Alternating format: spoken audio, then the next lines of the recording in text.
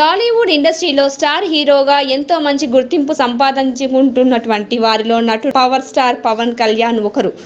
Megastar Chiranjeevi తమ్ముడిగా ఇండస్ట్రీలో అడుగు పెట్టినటువంటి పవన్ కళ్యాణ్ వరుస సినిమాలతో నటిస్తూ బిజీగా ఉన్నారు.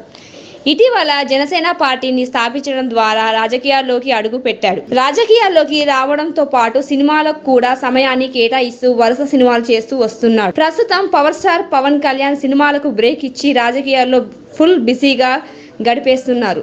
టీడీపీతో పొత్తు ఏర్పాటు చేసుకుని పవన్ భారీ ఎత్తున గెలిచేందుకు ప్రయత్నిస్తున్నాడు. ఈ క్రమంలో పవర్ స్టార్ ఆస్తులన్నీ సైతం అమ్ముకునేందుకు రెడీ అయ్యారు. తమ్ముడు కోసం అన్నయ్య చాలా ఆలోచించినట్లు స్పష్టంగా తెలుస్తుంది. ఈ రోజుల్లో పోగొట్టుకున్న ఆస్తులు తిరిగి సంపాదించడం చాలా కష్టం.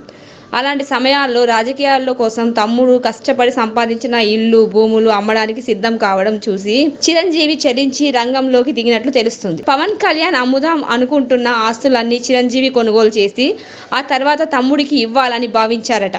రాజకీయాల కోసం ఉన్న ఆస్తి అమ్మితే రేపు పిల్లల భవిష్యత్తు ఏమవుతుందో అని చిరంజీవి ఈ ఆలోచన చేశాడట.